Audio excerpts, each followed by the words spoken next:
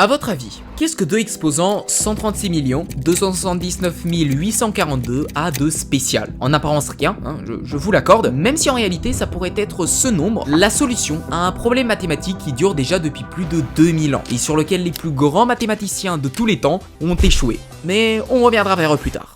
Les maths, on est d'accord, c'est sympa, hein, ça donne lieu à des trucs sympas et ça leur arrive même parfois d'être utiles. Alors aujourd'hui on va parler de l'une des plus anciennes quêtes de l'histoire des maths, qui pourtant tient en une seule ligne, dont la réponse tient en un seul nombre, et qui plus est un nombre parfait, que je vais définir dans un instant, ne vous inquiétez pas. Alors cette question sans plus tarder, la voici: existe-t-il un nombre parfait impair?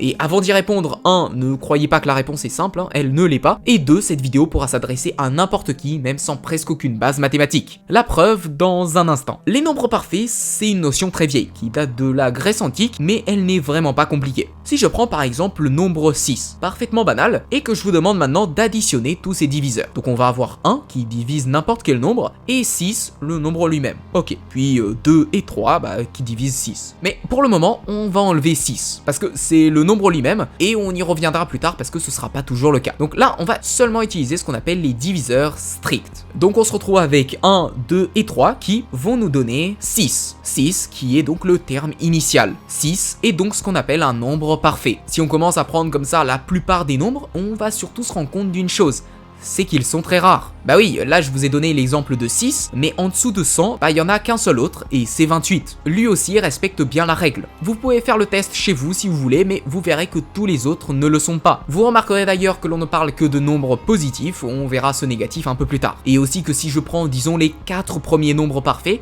ils ont, comment dire, quelques particularités. Déjà, ils sont pairs, logique, hein, sinon on se poserait pas la question du début depuis des millénaires. Et aussi, si je prends le nombre 6, on est d'accord que c'est 1, plus 2, plus 3. Ok. Si je prends 28, c'est 1, plus 2, plus 3, plus 4, plus 5, plus 6, plus 7. Si je prends 496, c'est la somme de 1, plus 2, plus 3, plus 4, jusqu'à 31. Et 8128, c'est de 1 jusqu'à 127. Chacun de ces nombres, pour le moment, c'est la somme de nombres consécutifs. Le pire, c'est que ça s'arrête pas là, hein, pour tous ces nombres, sauf 6, la somme répétée de leurs chiffres donnera forcément 1. C'est-à-dire que pour 28, par exemple, on va additionner 2 et 8. Ça nous donne 10, puis on refait ça. 1 plus 0, ça nous donne 1. 496, c'est pareil, ça donne 19. 1 plus 9, ça donne 10. Et 1 plus 0, ça donne 1. Chacun de ces nombres peut aussi s'écrire de cette façon en binaire, même si vous savez pas précisément pourquoi, c'est pas très grave. Ça signifie juste que ce sont des nombres constitués de puissance de 2 consécutives. 6, c'est 2 exposant 1 plus 2 au carré. De même pour 28, 496, etc. C'est toujours la même chose. Chaque nombre parfait est aussi un nombre triangulaire. S'il est disposé en points sur un plan, il donnera toujours un triangle équilatéral. Et les propriétés que je viens de vous citer, c'est les plus basiques, il y en a encore plein. Et je pense que vous commencez à comprendre pourquoi est-ce qu'on appelle ça des nombres parfaits. Si vous pensez que ce sont des coïncidences, détrompez-vous. Rien en maths n'est coïncidence. Et ces nombres vraiment pas ordinaires, ça a mis sur la piste quelqu'un que vous connaissez sûrement. Ce monsieur, c'est Euclide, qui avait réussi à découvrir une formule qui permettait de trouver ces nombres il y a près de 2000 ans, mettant les bases de toutes nos recherches actuelles. Pour le comprendre, on va avoir besoin d'un petit jeu. Si je vous demande de prendre 1, qu'on va ensuite multiplier par 2, qu'on va encore multiplier par 2, et on fait ça à l'infini. Maintenant, on va faire les additions de chacun de ces termes en commençant par le début. Donc on va prendre les deux premiers, par exemple 1 plus 2, et si le nombre trouvé est banal, on ne fait rien. Par contre, s'il est premier, on va le multiplier par le terme le plus grand de l'addition. 3 est premier, il n'est divisible que par 1 et par lui-même, donc on va le multiplier par 2, 2 étant le terme le plus grand de l'addition. Ok, très bien, on va le mettre de côté. On continue maintenant en additionnant 4, 7 est premier aussi, donc on va faire 4 fois 7. Ok, 28, on le met aussi de côté. Maintenant si je prends 8, ça nous donne 15, 15 n'est pas premier, donc on continue. On rajoute 16, qui va nous donner 31, 31 est premier, donc on va faire 31 fois 16. Qui nous donne bizarrement 496. Bon, je pense que le lien est assez clair, ça ne nous donne que des nombres parfaits. Alors c'est bien beau tout ça, hein, même si concrètement, est-ce qu'on peut en déduire quelque chose? Eh bien oui, on peut en déduire une formule. Prenons 6, on le retrouve aussi en faisant 3 fois 2. Jusque là tout va bien, sauf que 3 fois 2, c'est aussi 1 plus 2 fois 2. Maintenant, pour 28, c'est 4 fois 7. 4 c'est 2 au carré, et 7 on le retrouvait en faisant 1 plus 2 plus 4. Vous voyez peut-être le pattern arriver, c'est comme ce qu'on a fait avant, c'est le même principe pour 496, le nombre premier multiplié par une puissance de 2. Et dans tout ça, il n'y a plus qu'une seule chose qui nous gêne. Ce côté-là, on est d'accord, c'est des puissances de 2. Mais l'autre, c'est une suite de nombres qui forment un nombre premier. Ouais, sauf que cette suite, rappelez-vous, c'est la suite où on multipliait à chaque fois par 2. Sauf que elle a un nom, c'est tout simplement des puissances de 2. Hop, donc du coup, dans notre formule, on peut rajouter ça. Et maintenant, si je vous affiche ces nombres qu'on a à chaque fois, donc des nombres premiers, à côté de puissance de 2, on remarque que c'est toujours la puissance de 2 moins 1. Donc toute la partie là qu'on va écrire à partir de maintenant, ça va être 2 exposant n, parce qu'on a dit que c'était des puissances de 2, moins 1. Alors oui, il y a d'autres méthodes plus mathématiques pour le prouver, mais je pense que c'est pas nécessaire. Pour 6, on va avoir donc 2 exposant 2 moins 1, fois 2 exposant 1, qu'on a vu juste avant. Pareil pour 28 et 496. Et là, il y a un dernier pattern qui revient, je peux vous laisser essayer de le trouver chez vous. Cet exposant, il est toujours plus grand que celui-ci de 1. C'est-à-dire que si lui, on l'appelle n, l'autre, ce sera n moins 1. C'est comme ça qu'on le note. Et ça, c'est très utile pour n'importe quelle formule. C'est surtout très utile pour Euclide qui va se dire, pourquoi pas généraliser? Pourquoi pas dire que chaque nombre parfait va avoir pour formule 2 exposant n moins 1 fois 2 exposant n moins 1. Et ça pourrait fonctionner seulement si la première partie c'est un nombre premier. Rappelez-vous que notre formule, elle ne marchait que si on trouvait des nombres premiers. Donc là vous commencez à vous dire, ok super, on a un théorème, on a fait des maths, let's go. Et maintenant on fait quoi? Déjà si on reprend notre formule, on peut remarquer très simplement qu'on multiplie un nombre premier, donc un pair, par une puissance de 2. Sauf que ça c'est problématique, une puissance de 2 c'est toujours pair. Donc le résultat sera forcément pair. Sauf que je ne crois pas avoir besoin de vous rappeler pourquoi est-ce que je fais cette vidéo. On cherche un nombre parfait impair, et là on trouve qu'Euclide, un très grand mathématicien grec, a quand même élaboré une formule qui montre que tous les nombres parfaits sont pairs. Ouais, donc pas impair du coup, enfin, c'est pas une super nouvelle. Bon il me reste plus qu'une seule chose à faire, hein.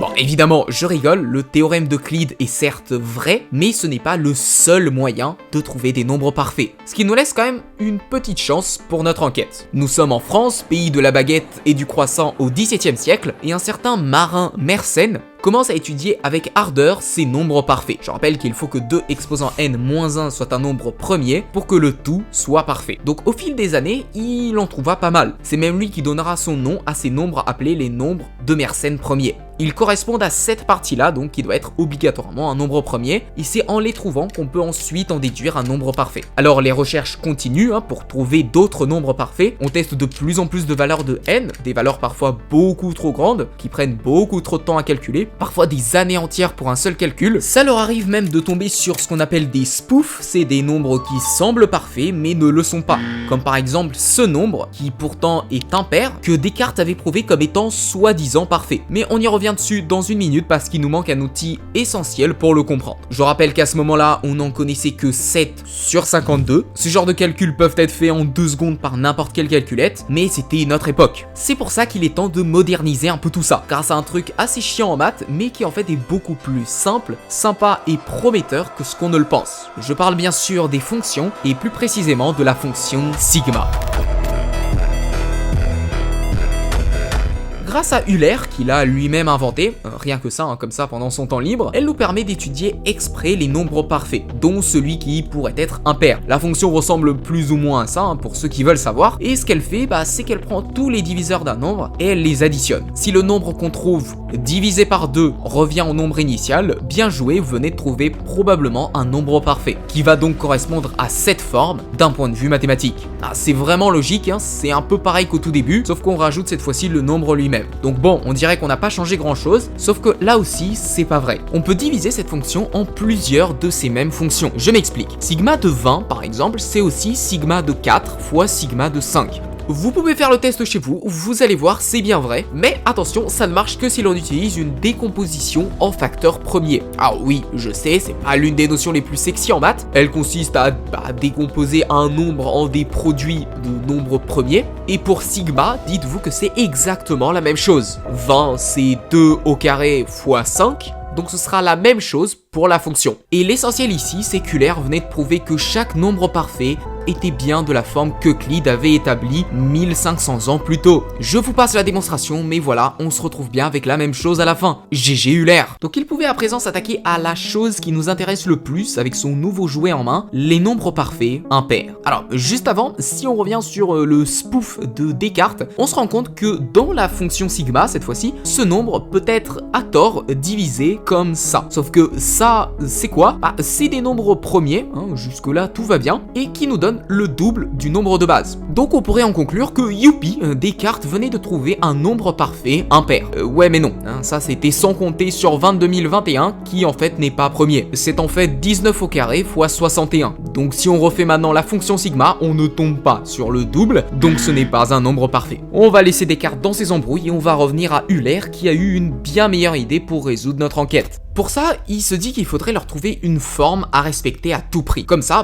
c'est plus facile de les trouver. Pour ça, il élabore une formule avec des fondements assez simples. Il se base notamment sur le fait que, dans la fonction sigma, un nombre premier, donc toujours impair, avec une puissance impaire, sera toujours pair. L'exemple de 7 est à l'écran. Mais qu'au contraire, si la puissance est paire, le résultat sera toujours impair.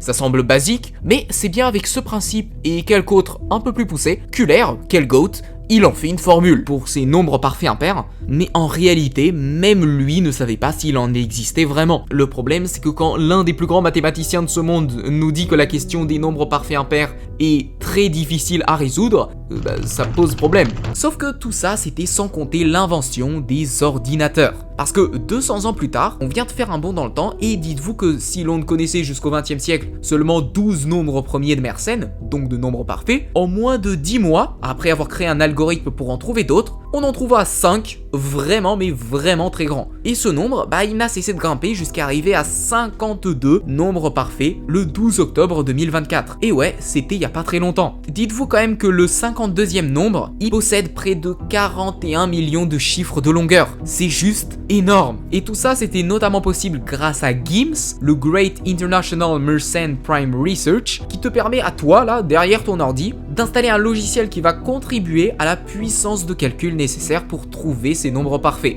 Ça peut même te rapporter des milliers d'euros si ton ordinateur trouve le 53e terme. On sait jamais. Au cas où, je te mettrai le lien dans la description. Dis-toi que pendant que de super ordinateurs et accélérateurs de particules travaillent sur la découverte de nouvelles planètes et des études très poussées, il y a des ordis qui travaillent pour trouver un seul nombre, un seul, et le pire, c'est que bon Dieu, ça demande de la puissance ce truc. Sauf que, comme toujours, le problème, c'est qu'on a certes de plus en plus de ces nombres qui sont découverts, mais au final, ils sont tous pairs. On n'a pas de preuves pour dire que ce impair n'existe pas. Et malheureusement, les chances rapetissent à chaque seconde qui passe. D'après plusieurs recherches, ce nombre devrait même être supérieur à 10 exposant 2200, ce qui est beaucoup trop. 10 exposant 50, c'est le nombre d'atomes sur Terre.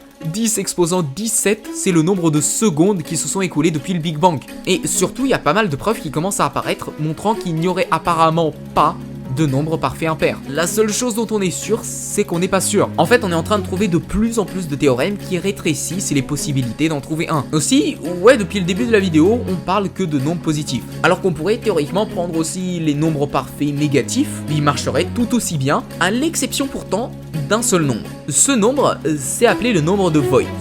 Alors ce nombre n'est pas parfait impair, si on le prend du côté positif, sa fonction sigma ne donne pas son double, alors que si on le prend du côté négatif, par magie, sa fonction sigma donne bien son double. Alors il y a une explication rationnelle à ce truc là, mais c'est quand même troublant. On n'est d'ailleurs pas sûr non plus qu'il y ait une infinité de ces nombres parfaits pairs. Ça c'est l'autre problème non résolu depuis 2000 ans. Alors on peut se demander, est-ce que tout ça sert à rien? Si j'en ai fait une vidéo, évidemment que je vais te répondre que non. Alors certes, trouver un nombre parfait impair, ça nous sert pas dans la vie de tous les jours, ça c'est sûr, mais la plupart des théorèmes et solutions qu'on a trouvés pour ce genre de problèmes mathématiques, ils ont pu nous être utiles. La géométrie non euclidienne, développée à la base comme une simple curiosité intellectuelle, a conduit, rien que ça, à la relativité générale d'Einstein. Alors au lieu de dire que ça sert à rien, il nous suffit d'essayer de trouver par miracle, comme diraient certains, et peut-être la réponse changera à tout jamais l'histoire des maths.